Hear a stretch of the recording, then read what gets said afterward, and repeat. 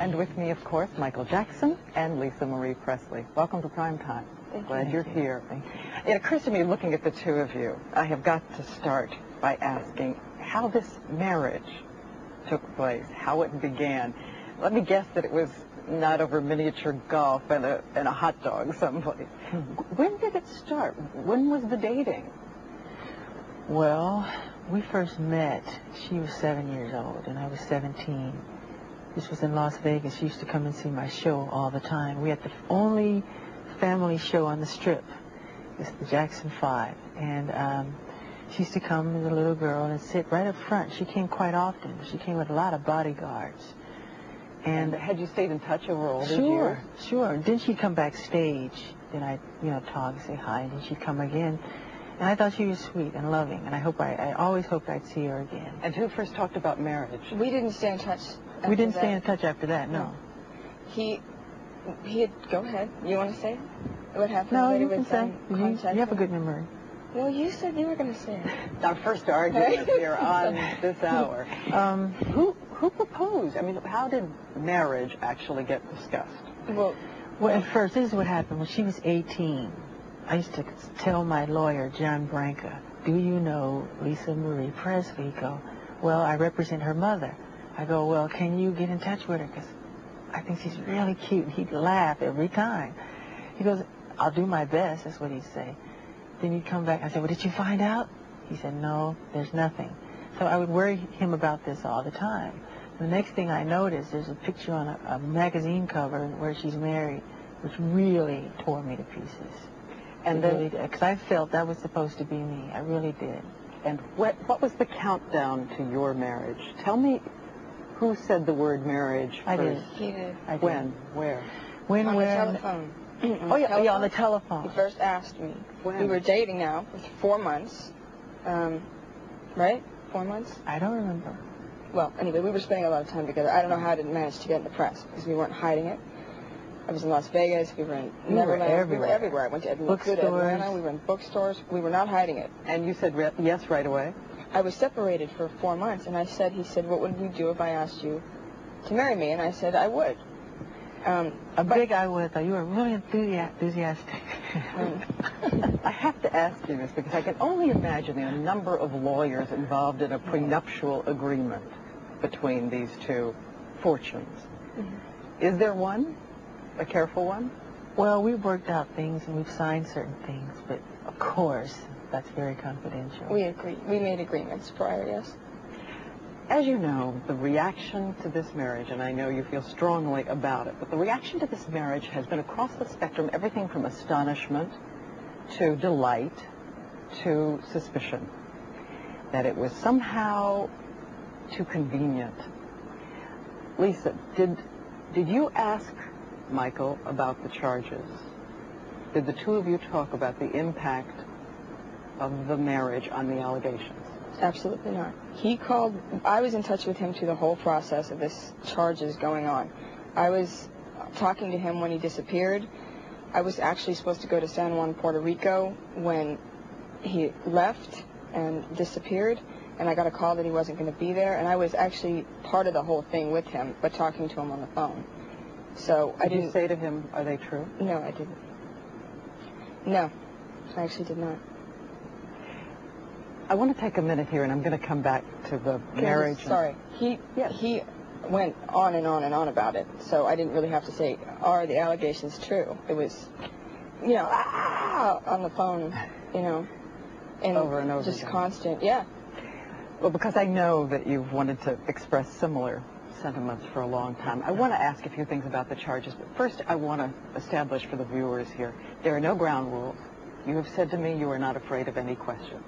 So I wanted that understood by everybody before we proceed. I think I want to begin by making sure that the terms are clear. You have said that you would never harm a child. I want to be specific as I can. Did you ever, as this young boy said you did you ever sexually engage, fondle, have sexual contact with this child or any other child? Never, ever. I could never harm a child or anyone. It's not in my heart. It's not who I am, and it's not what I'm not even interested in that. And what do you think should be done to someone who does that? To someone who does that, what I think it should be done, gee, I think they need help, some kind of way, you know? How about the police photographs, though? How was there enough information from this boy about those kinds of things? The police photographs, Perhaps police that they photographs. took of me. Yes. There was nothing that matched me to those charges. There was nothing. There was nothing that concurred. That's why I'm Nothing? sitting here There was talking to you nothing. today. There was not one iota of information that was found that could connect me. So when we've heard these that there was charges. a There was marking nothing. of some kind, No markings. no markings. No. Why did you Why am I settle- still here then? You're not going to ask me about that, are you? Sorry, about the markings. You can volunteer. No, the point is that when that finally got concluded that there was no matchup, then it was printed this big as opposed to how big it was, what the matchup was supposed to be. It didn't And work. it never- It isn't so. The Why whole did you thing is a settle the lie. case then? Why did you settle the case? And it looks to everyone as if you paid a huge amount of money. Most of that's To get folklore. silence. I talked to my lawyers and I said, can you guarantee me that justice will prevail? And they said, Michael, we cannot guarantee you that a judge or a jury will do anything. And with that, I was like catatonic. I was outraged. How much money Totally was it? outraged. So what I said, I have got to do something to get out from under this nightmare. All these lies and all these people coming forward to get paid and these tabloid shows, just lies, lies, lies, lies. So what I did, we got together again with my advisors, and they advised me, it was hands down, a unanimous decision, resolve the case. This could be something that could go on for 7 years. How much We money said, was let's get it? it behind us. Can you say Get how it? much? It's not what the tabloids have printed. It's not all this crazy, outlandish money. No, it's not at all. I mean, the terms of the agreement are very confidential. I want He's to been ask barred to discuss it. the specific terms of the terms, agreement. So what it's- specific amounts. The idea is just isn't fair. What they put me through, because there wasn't one piece of information that says I did that. And anyway, they turned my room upside down, went through all my books, all my videotapes, all my private things, and they found nothing that can say Michael Jackson did this. Nothing. But let me ask To you a this couple day, of questions. nothing. Still nothing. Let me ask Nothing, you a couple. nothing. Nothing. I got nothing. As you may or may not know, we have called everyone we can call. We have checked everything we can check. We have gone and tried to see if what we heard before is in fact the case. I want to ask you about two things. These reports that we read over and over again, that in your rooms they found photographs of young boys, not of Young adults, boys, not- there's children, all kind of girls and everything. then that they found photographs, books, of young boys who were undressed. No. Didn't happen. No, not that I know of, unless people sent me things that I haven't opened. People know my love for children, so they send me books from all over the world, from South America, from Germany, from Italy, from Sweden. So if people say that they found those things, if there's an indication, let them come forward, let them produce them, right? Yeah, because I get all you wouldn't believe the amounts of mail that I get. If you say to somebody, if I let the fans know I love Charlie Chaplin, I'll be swarmed in Charlie Chaplin paraphernalia. But if I say I love children, which I do, they swarm me with everything pertaining to kids. Any other settlements in process now or previously with children making these kinds of claims? We have heard that there is one, not a case that the prosecutors would bring in court, but that once again you're talking about shelling out. No, that's not true. No, it's not true. I think I've heard everything is fine and there are no others. I guess, let me ask this, and I'm trying to think how to phrase it, though. I can hear out in the country people saying, and you've been cleared of all the charges, we want to make that clear, people saying, look, here is a man who is surrounded by things that children love. Here is a man who's been an inordinate amount of time with these young boys. That's right. What is a 36-year-old man doing sleeping with a 12-year-old boy, or a series of them? Right. Okay, when you say boys, it's not just boys, and I've never invited just boys to come in my room. Come on, that's ridiculous. And that's a ridiculous question. But since people want to hear it, the answer, I'll be happy to answer it. I have never invited anyone into my bed, ever. Children love me, I love them. They follow me, they want to be with me. But anybody can come in my bed. A child can come in my bed if they want. I can say, sorry, I've seen this. I've seen it a lot. I've seen kids. I've seen him with children in the last year. I've seen it enough to where I can see how that can happen is, you know, I understand. Isn't part of being an adult, and you have a 2-year-old child, 2-year-old boy. Yeah, let me just. Okay. I just wanted to say that I've seen these children. They don't let him go to the bathroom without running in there with him, and they won't let him out of their sight. So when he jumps in the bed, I'm even out. You know, they jump in the bed with him. But isn't part of being an adult and loving children, keeping children from ambiguous situations? And again, we're talking about over an intense period of time here. Would you let your son, when he grows up and is 12 years old, do that? You know what? If I didn't know Michael, no way. But I happen to know who he is and what he is, and that makes it. You know, I know that he's not. You know, I know that he's not like that, and I know he has a thing for children. And I go ahead. Sorry. I just wonder, is it over? You're going to make sure it doesn't happen again. I think this is really the key thing people want to know, that there are not going to be more of these sleepovers in which people have to wonder. Nobody wonders when kids sleep over at my house. But Nobody are they wonders. over? Are you going to watch out for it now? Watch out for just what? for the sake of the children and for No, everything because you've been through? it's all moral and it's all pure. I don't even think that way. It's not what's in my heart. So you'll would do it never, again? ever. Do what again? I mean, you'll have a child Of sleeping course. over. They want. Yes. It's on the level of purity and love and just innocence, complete innocence. If you're talking about sex, and that's a nut. That's not me. Go to the guy down the street, because it's not Michael Jackson.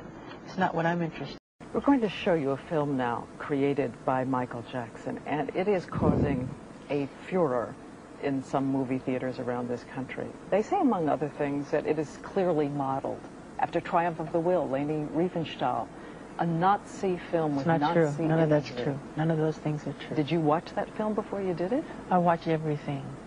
I love movies. I love documentaries. Had nothing to do with that at all.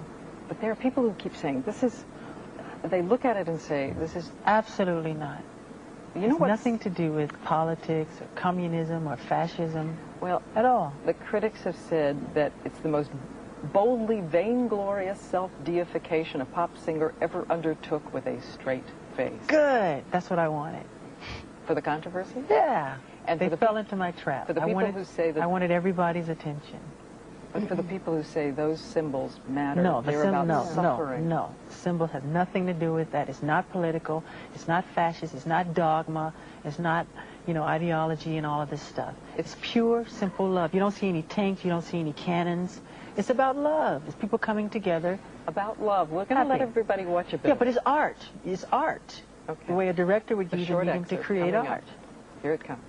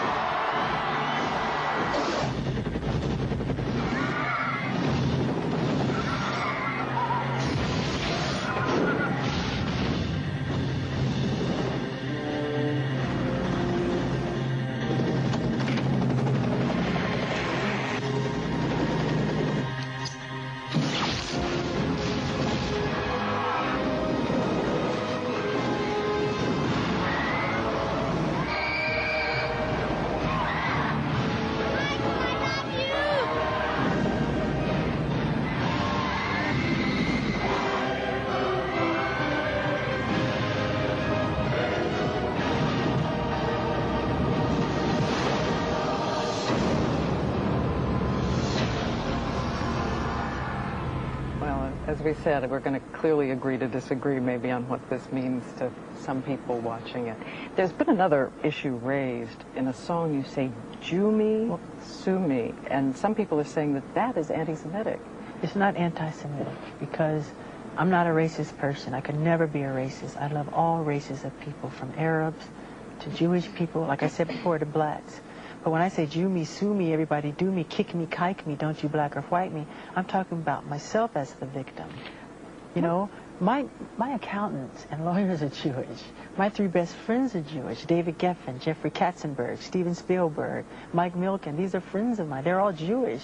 So how does that make sense? I was raised in a Jewish community. I want to ask you both about something, because it was the second most asked question by people on the street. And I know it's a sensitive issue for you, and you talked with Oprah about it.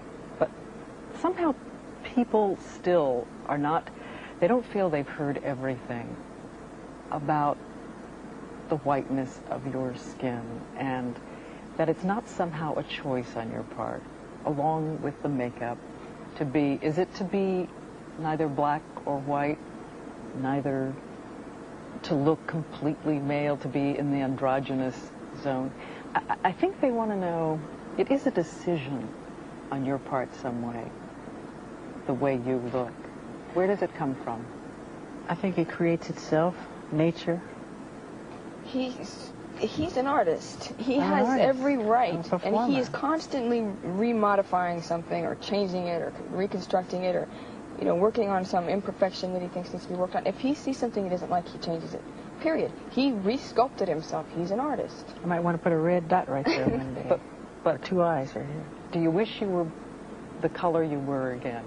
Do I wish I was the color? That color. That's nature. That I love black. I love. Do you wish black. you were that way? I envy her because she can tan and I can't. One more question I want to make sure I ask. Are you going to sing together? No. I would love to sing with you. Would you like to sing with me? You don't sing? I don't sing. I did sing, but that's not why I married Michael. I don't need that. That's ridiculous. If I wanted it, I mean, I'm not going to marry someone for a recording career, just to clear that up as well. What? Stop.